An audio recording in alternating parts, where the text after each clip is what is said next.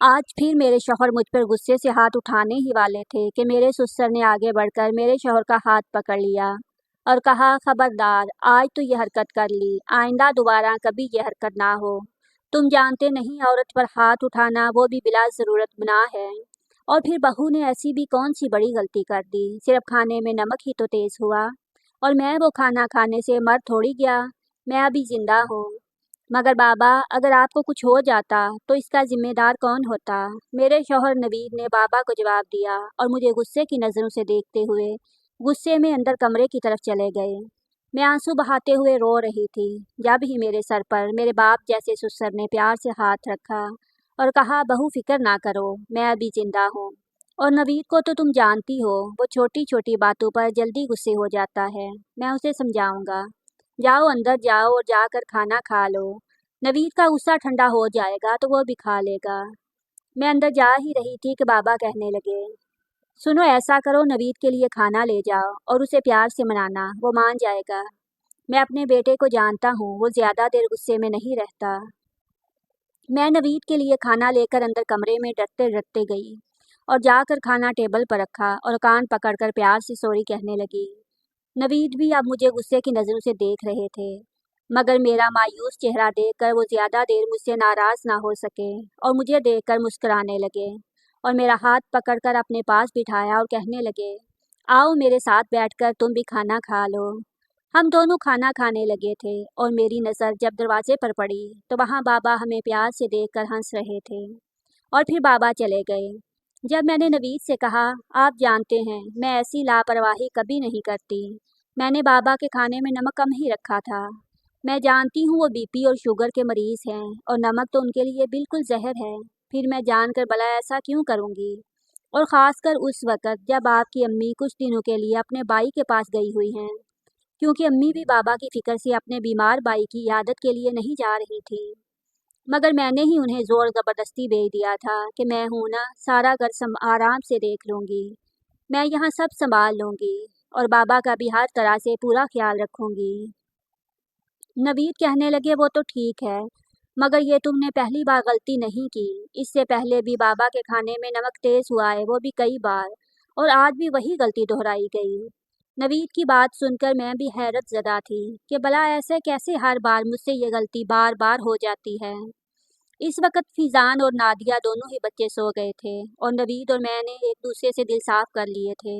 मैं रात भर जाग रही थी और सोच रही थी कि मैंने अम्मी को बेफिक्री से भेज तो दिया, मगर बच्चों के साथ यहाँ इस घर की पूरी जिम्मेदारी मैं नहीं संभाल सकती। बस अब मैं अम्मी को जल्द अज जल्द घर वापिस आ जाएं और बाबा के तमाम काम तो शुरू ही से वो ही करती आई हैं, वो मुझसे ज़्यादा बेहतर जानती हैं। मगर खाने में नमक तेज़, वो भी एक बार नहीं, बार बार, मुसलसल ये गलती मैं कैसे दोहरा रही थी, जबकि मैंने खाना हर बार खुद चेक कर देख के देखा था। फिर कैसे? बहरहाल मैं सोने लगी थी। सुबह सवेरे उठना था और बच्चों को स्कूल भी भेजना था। मेरी सास घर पर मौजूद नहीं थी तो सारे घर की जिम्मेदारी मेरे सर पर थी। अपने देवर को सुबह ऑफिस भेजना, साथ में नवीद को भी, और फिर अपने दोनों बच्चों को स्कूल भेजना, और साथ में छोटी नंद फायका जो अभी कॉलेज जाती थी, और फिर घर के सारे काम काज के साथ मैं ससुर के लिए परहेजी, सब कुछ मैं घर की बड़ी बहू होने के नाते सब कुछ अच्छे से देखभाल करना चाहती थी। मगर मुझे इल्म नहीं था मेरी छोटी छोटी गलतियां मुझे ज़िंदगी के किस मोड़ पर ले जाएंगी और मुझे कितनी बड़ी सज़ा भुगतनी होगी। दिन गुजर रहे थे और मुझसे बाबा को लेकर ही नहीं और भी घर की जिम्मेदारी में ऊंच नीच ना चाहते हुए भी हो ही जाती थी।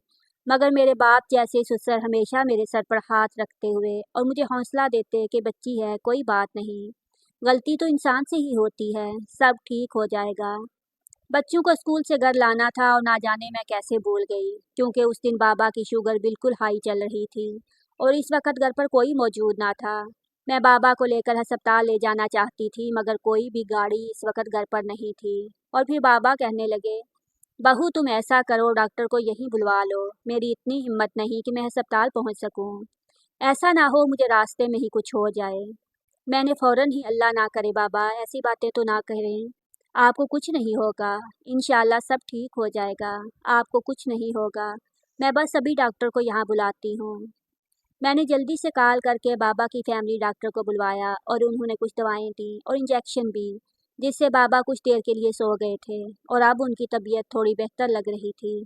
तब जाकर मेरे दिल को थोड़ा सुकून आया तो मैंने सुकून की सांस ली।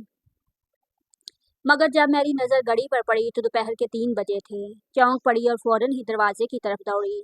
या अल्लाह, मैं कैसे भूल गई। 3 घंटे हो गए, बच्चे स्कूल में इंतज़ार कर रहे होंगे। उनकी छुट्टी तो 12 बजे की हो गई होगी। मैं दरवाजे तक पहुंची ही थी कि वहां गाड़ी में नवीद के साथ दोनों बच्चों पर मेरी नज़र गई तो मैंने फिर से सुकून की सांस ली। मगर नवीद और बच्चे जब घर में आए तो मेरी जान निकल गई। जब बच्चे बुरी तरह डरे और सहमे हुए लग रहे थे और रोने लगे, मैंने उन्हें चुप करवाया। इतनी देर में नवीद मुझ पर फिर गुस्से से बरस पड़े थे। कहने लगे, हद होती है नौरीन, लापरवाही की भी। तुम बच्चों को लाना कैसे भूल गई। वो तो अगर स्कूल से मैडम की कॉल ना आई होती तो मुझे भी इल्म ना होता कि बच्चों को स्कूल में कोई लेने ही नहीं आया। वो मैं नवीद, बात दरअसल वो बाबा। बस करो यार नौरीन, तुम कब तक बाबा का सहारा ले लेकर अपनी गलतियों पर पर्दा डालती रहोगी। ये बच्चे मेरे अकेले के नहीं, तुम्हारे भी कुछ लगते हैं। और फिर आजकल के माहौल से तुम वाकिफ हो। पूरे 3 घंटे बच्चे स्कूल में अकेले बैठे रहे और अपनी माँ का इंतज़ार करते रहे। मगर तुम तो यहाँ। बस करो। तुम फिर बहू पर गुस्सा करने लगे। जानते हो वो कभी ऐसी लापरवाही हरगिज़ नहीं कर सकती। और फिर इस पर गुस्सा करने से पहले उसकी पूरी बात तो सुन लो, वो क्यों नहीं आई बच्चों को लेने। बाबा नवीद को फिर डांटने लगे थे। मैं जल्दी से दौड़ी। बाबा, अरे आप यहाँ क्यों चले आए। आपकी तबीयत तो वैसे ही ठीक नहीं है। नवीद मेरी बात सुनकर फौरन बाबा को संभालने लगा और कहा, बाबा क्या हुआ, सब खैरियत तो है ना, क्या हुआ था आपको। बाबा ने कहा, मेरी तबीयत अचानक बिगड़ने लगी थी और फिर घर पर कोई गाड़ी कोई भी मौजूद नहीं था। वो तो बहू ने सही वक्त पर डॉक्टर को घर ही बुलवा लिया और मुझे वक्त पर दवा मिल गई और इसी वजह से बहू को याद नहीं रहा। वो सुबह से मेरी देखभाल में लगी थी, इसलिए आज थोड़ी देर हो गई। नवीद ने जवाब दिया, अगर ऐसी बात थी बाबा तो ये मुझे कॉल ही कर देती, मैं जाकर बच्चों को ले आता। मगर लापरवाह तो ये बहुत हो गई है। मैं देख रहा हूँ कुछ दिनों से, ना जाने इसका दिल दिमाग आजकल कहाँ है, काम ही नहीं कर रहा। फिर बाबा ने मुझे नवीद के गुस्से से बचा लिया था, नहीं तो आज तो मेरी खैर ही नहीं थी। क्योंकि बच्चों के मामले में तो नवीद बिल्कुल ही हसास हैं। वो कभी बच्चों के साथ कोई भी ऊंच नीच बर्दाश्त नहीं करते। मुझे तो बस अब अपनी सास के घर वापिस आने का इंतज़ार था, क्योंकि मुझसे अकेले सारे घर की जिम्मेदारी नहीं संभाली जा रही थी। रात मैं और नवीद सो रहे थे। अचानक आधी रात फ़ोन की बेल से मेरी आंख खुली। मेरा फ़ोन मुसलसल बजे जा रहा था और पता नहीं कौन है जो मुझे नए नंबर से कॉल कर रहा था। इस वक्त फ़ोन उठाना मुनासिब था भी या नहीं, मैं नहीं जानती थी। कौन है, किसका फ़ोन है। तुम उठाती क्यों नहीं हो नवीद, मुझसे नींद में गुनगुना रहे थे। हाँ हाँ, देखती हूँ। मैं फ़ोन को ऑफ करके सो गई थी। सुबह जब मैं उठी तो जल्दी जल्दी घर के सारे काम करने लगी और बच्चों को स्कूल के लिए तैयार कर रही थी। तभी अचानक नवीद ने मेरा फ़ोन ऑफ देखा तो कहा, चार्जिंग तो फुल है, फिर ये फ़ोन बंद क्यों है। और हाँ, आधी रात कल फ़ोन बार बार बज रहा था। नौरीन कौन था, किसका फ़ोन था। और प्लीज़ यार बच्चों को जल्दी रेडी करो, मैं भी ऑफिस के लिए लेट हो रहा हूँ। वो नवीद फ़ोन अम्मी का था। वो मामू की ज़्यादा हालत ख़राब है, इसलिए वो कह रही थी कि नवीद से कहना अगर वक़्त निकाल कर मामू की तरफ चक्कर लगा ले तो। यार मेरे पास तो अभी बिल्कुल वक़्त नहीं है, कोशिश करूँगा। नवीद को इस वक़्त तो मैंने बातों में लगा लिया था और बात नज़रअंदाज हो गई थी। मगर रोज़ मामूल मेरे फ़ोन पर नए नए नंबर से कॉल आती थी और मैं घबरा कर फ़ोन बंद कर देती थी। और अब तो पिछले कुछ दिनों से इसी नंबर से बेहुदा मैसेज आने लगे थे। मैं नवीद के डर के मारे नंबर ब्लॉक कर देती थी और फिर नए नंबर से कॉल मैसेज आ जाते थे। मैं इस मामले में किसी को बता भी नहीं सकती थी, क्योंकि मेरा यकीन कोई करता भी या नहीं। मैंने सोचा क्यों ना अपने देवर फीज़ान से इस बारे में बात करूं। शाम मैंने फीज़ान के पास जाकर उससे कहा कि मुझे तुमसे ज़रूरी बात करनी है। वो कहने लगा, हाँ हाँ बोलें भाभी। और आप इस तरह परेशान लग रही हैं, क्या हुआ, सब खैरियत तो है ना। मैंने तब इसे इस नंबर और कॉल मैसेज का बताया और इसे अपना फ़ोन दे दिया था और कहा, बस याद रहे इस बारे में तुम्हारे नवीद भाई को कोई भनक ना लगे। वो कहने लगा, आप बेफिक्र रहें भाभी, मैं देखता हूँ। एक तरफ मैं इस वजह से परेशान थी तो दूसरी तरफ पिछले कुछ दिनों से मेरी नंद फाइका रोज़ कॉलेज से शाम को घर वापस आ रही थी और सुबह कहकर जाती थी, आज एक्स्ट्रा क्लास है भाभी, मुझे देर हो जाएगी।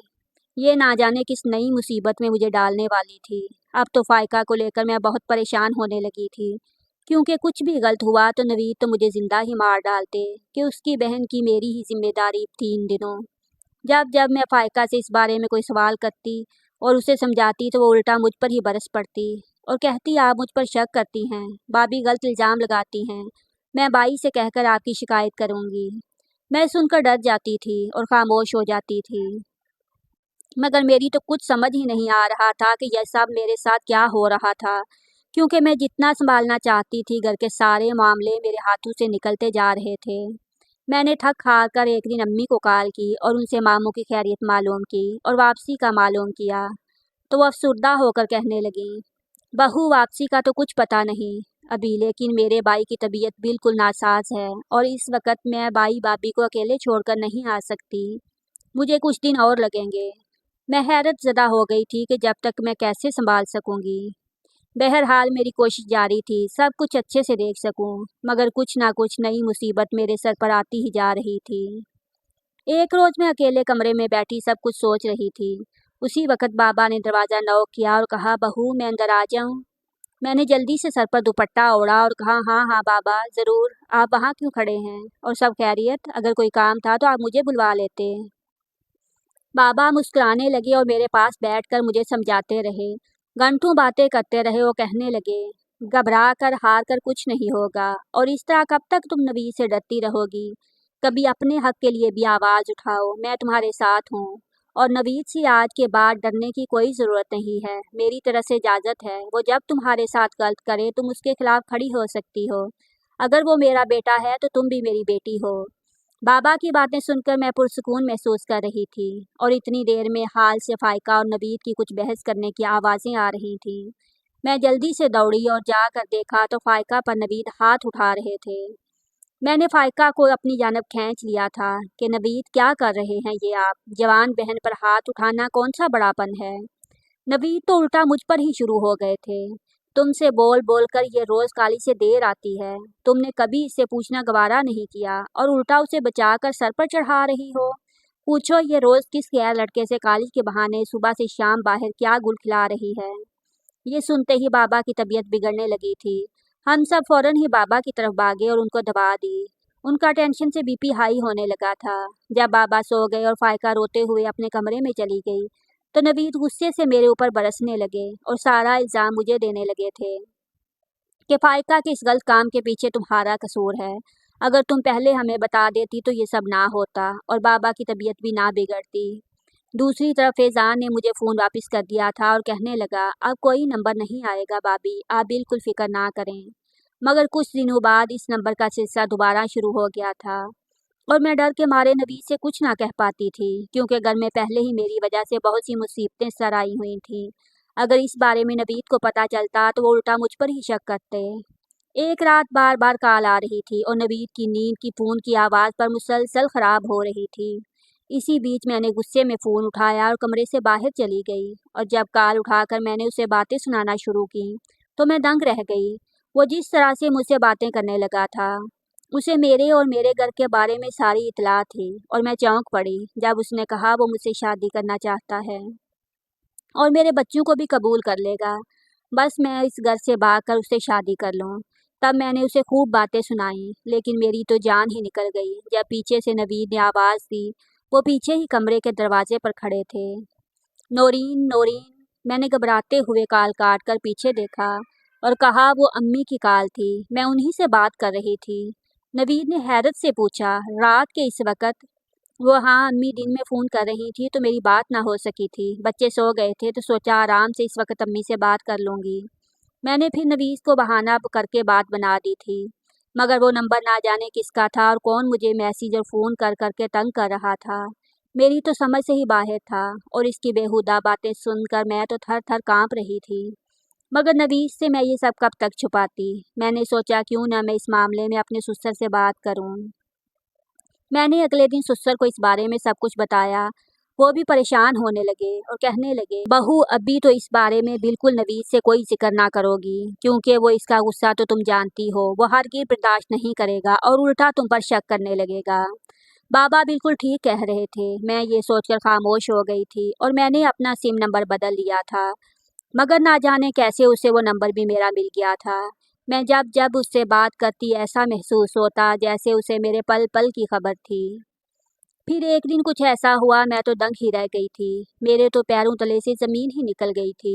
جب میں بچوں کو لینے گاڑی میں بیٹھ کر اسکول گئی تو راستے میں مجھے اسی کا فون آیا اور وہ مجھ سے ملنے کے لیے دھمکی دینے لگا۔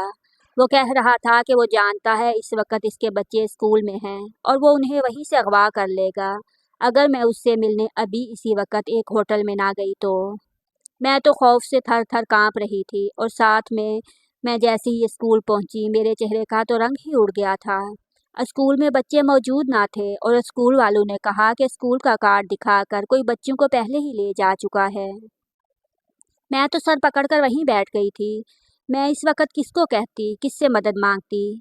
فیضان کو فون کیا تو اس کا نمبر بند جا رہا تھا اور نوید کو اس وقت میں کچھ بھی بتا نہیں سکتی تھی کیونکہ نوید اور میرے پچھلے مہینوں سے بالکل تعلقات اچھے نہیں چل رہے تھے۔ میں ایک ایک قدم پھونک پھونک کر رکھ رہی تھی کیونکہ اس نمبر کی وجہ سے کئی بار نوید مجھ پر پہلے ہی شک کی نظروں سے دیکھتے تھے اور سب سے بڑی بات تو وہ ہرگز برداشت نہیں کر سکتے تھے کہ میں انہیں یہ سب بتاتی اور وہ میری بات پر یقین کر لیتے کہ ان سب میں میرا کوئی قصور نہیں۔ اور میری بات تو ایک طرف بات اب بچوں کی جان پر آ گئی تھی، وہ مجھے بچوں کی جان کی دھمکی دے رہا تھا اور بچوں کے معاملے میں تو نوید پہلے ہی۔ میں سٹ پٹا رہی تھی اور کوئی فیصلہ نہیں لے پا رہی تھی۔ پھر میں نے بڑی ہمت کر کے بابا کو کال کی اور انہیں ٹینشن نہ ہو اس انداز سے انہیں جب سب کچھ بتایا تو وہ کہنے لگے میں یہاں سب سنبھال لوں گا، تم فوراً جاؤ اور بچے اس کے پاس ہیں اس سے مل کر بات کرو اور جلدی سے بچوں کو گھر واپس لے آؤ اس سے پہلے نوید تک کوئی خبر پہنچے۔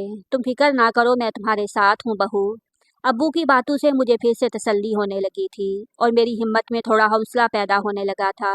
میں جلدی سے اس ہوٹل کے پتے پر پہنچی جہاں اس آدمی نے مجھے بلایا تھا اور میں نے جب وہاں پہنچ کر اس روم میں پہنچ کر ڈر ڈر کر گھبراتے ہوئے قدم رکھا اور چاروں اور دیکھا تو کوئی نہ تھا۔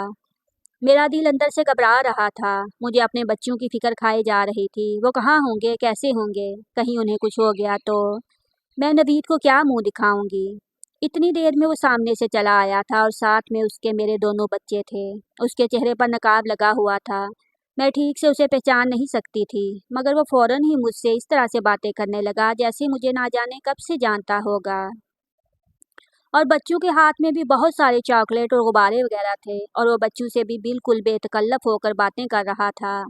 کہنے لگا بچوں اپنی ماما کو تنگ نہیں کرنا، ہم پھر ملیں گے اور ساتھ ہی جیسا میں نے آپ لوگ کو سمجھایا ہے آپ لوگ ویسا ہی کرنا، ٹھیک ہے؟ میں اس وقت بہت ہی دباؤ میں تھی، مجھے کچھ بھی سمجھ نہیں آ رہا تھا کہ اس نے مجھے کیوں بلایا اور اس کا ارادہ کیا تھا۔ بچوں کو اس طرح لے کے جانا، میں جلدی سے بچوں کو لے کر گھر پہنچی تو میرے تو پسینے ہی چھوٹ گئے تھے۔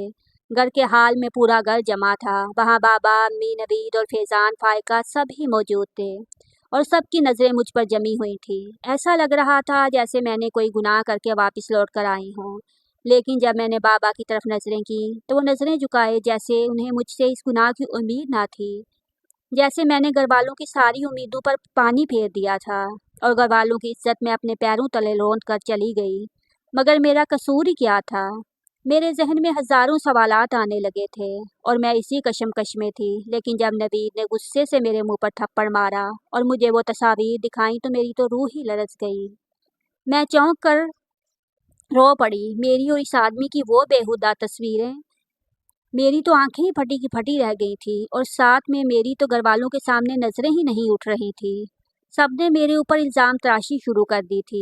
امی کہنے لگی میں نے پہلے ہی کہا تھا یہ لڑکی چال چلن کی ٹھیک نہیں لگتی، مگر نوید اس وقت تم نے میری ایک بات نہ سنی اور تمہارے سر پر تو اس وقت پسند کی شادی کا بوجھ جو سوار تھا، لو اب دیکھ لو۔ پھر فائقہ نے کہا میرے سر بڑے بڑے الزام لگا رہی تھی آئیں بڑی، اور خود 2 بچوں کے ہوتے ہوئے، شادی شدہ ہوتے ہوئے بھی اس طرح کے گندے کارنامے، چھی۔ اور پھر فیضان بولا بابی مجھے آپ سے یہ امید نہ تھی، جب آپ نے مجھے اس نمبر کے بارے میں جھوٹ کیوں کہا تھا؟ جب آپ خود اس کے ساتھ ملی ہیں کیا بائی سے چھپانے کے لیے اس لیے کہا تھا؟ میں فوراً ہی سب سے پہلے بابا کے پاس دوڑی، میں رونے لگی کہ بابا آپ تو کچھ کہیں نا، آپ تو سب جانتے ہیں نا، میں نے آپ کو سب بتایا تھا اور آپ نے ہی تو مجھے کہا۔ بابا نے جب نظریں جھکائیں اور کہا بہو ان بیہودہ تصاویر کو دیکھنے کے بعد بھلا میں کیسے کہہ دوں کہ تمہارا دامن پاک ہے؟ مگر بابا آپ یہ تو سب کو بتا سکتے ہیں نا کہ اتنی دیر میں بابا کو کچھ اور کہہ پاتی۔ नवीद ने मेरा हाथ पकड़कर मुझे धक्के मारकर घर से बाहर निकाल दिया था और मुझे लानतें भेजने लगे। मुझे गलत इल्ज़ामों के साथ मेरे नाम पेश किए जा रहे थे। इतनी देर में मैंने कहा, प्लीज़ प्लीज़ नवीद, एक बार बच्चों से पूछें, वो जानते हैं, वो सब सच सच बता देंगे। मगर जब नवीद ने बच्चों से पूछा कि बेटा बताओ, मम्मा तुम लोगों को कहाँ ले गई थी और तुम दोनों कहाँ थे, मेरे ऊपर तो आसमान ही टूट पड़ा। जब मेरे बच्चों की ज़ुबान से ऐसे अल्फाज मैंने सुने, वो कहने लगे, मम्मा हमें उन अंकल से मिलवाने के लिए लेकर गई थी और वो अंकल कह रहे थे, बेटा मैं ही तुम दोनों का पापा हूँ, आप दोनों मेरे ही बच्चे हो और आप वादा करो मम्मा के साथ मुझसे रोज़ ऐसे ही मिलने आओगे। बच्चे ये क्या कह रहे थे, मेरी तो कुछ समझ नहीं आ रहा था। फिर मुझे उस आदमी की बात याद आई। चलते वक्त उसने बच्चों से कहा था, घर जाकर वही कहना जैसा उसने समझाया है। इससे पहले मैं अपनी सफाई में कुछ कहती कि नवीद ने फिर से मेरे मुंह पर थप्पड़ मार दिया था और गुस्से से मुझे घर से निकालने के लिए कह दिया था और मैं ना जाने की जिद में थी और घर वालों को मदद की नज़र से पुकार रही थी। मगर इस वक्त इन तस्वीर के सामने मेरा सच बिल्कुल झूठ साबित कर दिया गया था और मैं सबकी नज़रों में कसूरवार दिखाई दे रही थी। जबकि नवीद ने तो ये भी कह दिया था कि ये बच्चे पता नहीं मेरे हैं भी या नहीं। क्या पता मैं इस झूठ की आड़ में कब से इसके साथ ये खेल खेल रही थी और दौलत की लालच में मैंने उससे शादी की और इसके पीठ पीछे अपने यार के साथ मुंह काला किया। ये सब मेरी सास के अल्फाज थे, मुझे कानों को बंद करने पर मजबूर कर रहे थे और नवीद गुस्से में भरे हुए थे। और इससे पहले मैं फिर से अपनी सच्चाई साबित करने के लिए बच्चों के सर पर हाथ रखकर कसम खाने ही वाली थी कि नवीद के मुंह से 2 बार तलाक का अल्फाज सुनकर मैं बच्चों को लेकर फौरन ही वहाँ से भाग निकली थी, क्योंकि मुझसे कुछ भी बर्दाश्त नहीं हो पा रहा था। मैं अपने ऊपर और इल्ज़ामात बर्दाश्त नहीं कर पा रही थी और मैं वहाँ से अपने मेके आ गई थी, जहाँ मेरी बूढ़ी माँ के सिवा कोई ना था। वो भी बहुत बीमार थी और कुछ दिनों पहले ही मुझे हमेशा के लिए छोड़कर जा चुकी थी। उनके बाद मेरे मेके में कोई ना था सिवाय इस खाली मकान के जो जाते वक्त वो मेरे लिए छोड़ गई थी। कोई भी औरत सब कुछ बर्दाश्त करती है, मगर ये बदकारी का इतना बड़ा इल्ज़ाम जो उसके दामन को तार तार कर दे, वो ये हरगिज़ बर्दाश्त नहीं कर सकती, फिर चाहे उसका शौहर ही क्यों ना हो। मैं रोते पीटते इसी सदमे में दिन गुजारने लगी कि मुझे नवीद ने तलाक दे दी थी और मेरी ज़िंदगी ख़त्म हो चुकी थी। फिर तकरीबन 6 महीने बाद जब मैंने स्कूल में एक टीचिंग की जॉब शुरू कर दी थी, क्योंकि बच्चों की जिम्मेदारी मेरे सर थी। जब मैंने बच्चों की खातिर अकेले जीना सीख लिया था और अपनी वीरान ज़िंदगी को आगे बढ़ाने की कोशिश कर रही थी, फिर एक रोज़ मेरे पास दरवाजे पर दस्तक हुई और जाकर देखा तो मैं चौंक पड़ी थी। दरवाजे पर फैज़ान खड़ा था और साथ में एक वकील और कानूनी कुछ पेपर भी उसके हाथ में थे। वो अंदर आया, मुझसे कहने लगा, भाभी कैसी हैं आप और बच्चे कहाँ हैं, वो कैसे हैं। तब उसे देखकर मैंने मुंह मोड़ लिया था और कहा, आज तुम्हें किस गर्ज से अपनी भाभी और बच्चों की याद आ गई। वही बच्चे जिन्हें तुम लोगों ने ये कह दिया था कि वो तुम्हारे खानदान का खून नहीं है। उस पर फैज़ान रोने लगा कि बस कर दें भाभी, हमें अपने किए की सज़ा मिल गई है। हमारा पूरा घर उजड़ चुका है। फायका घर से भाग गई, उसका शौहर दिन रात उसे मारता पीटता। वो माफ़ी मांगने आई थी, अम्मा ने माफ़ ना किया। बाई की कार एक्सीडेंट में वफात हो गई। अब्बा ये सदमा नहीं बर्दाश्त कर सके, उन्हें हार्ट अटैक हो गया। अम्मा कैंसर के लास्ट स्टेज पर हैं, दिन रात तकलीफ से तड़पती, उनकी जान नहीं निकलती। उन्होंने सिर्फ अपनी बहन की बेटी को बहू बनाने के लिए इतने पापड़ बेले और उनका अपना बेटा ही ना रहा। दूसरों की बेटी पर तोहमत लगाई, वही तोहमत सच बनकर उनकी अपनी बेटी के सामने आ गया। वो रो रो कर आपसे माफ़ी मांगती कि एक बार नौरीन को ले आओ, मुझे माफ़ कर दे ताकि मेरी जान निकल जाए और मुझे इस जियत से निजात मिले। ये कागजात बाई की अमानत थी, ये आपका और बच्चों का हक है। प्लीज़ हमें माफ़ कर दें। और मैंने इन सबको माफ़ कर दिया। बेशक मेरा अल्लाह सबसे अच्छा इंसाफ करने वाला ये इंसान ही है जो दिलों में मुनाफ़कत रखकर अच्छे भले घरों का सुकून बर्बाद कर देते हैं। मज़ीद अच्छी वीडियोज़ के लिए हमारे चैनल को सब्सक्राइब कीजिए। शुक्रिया।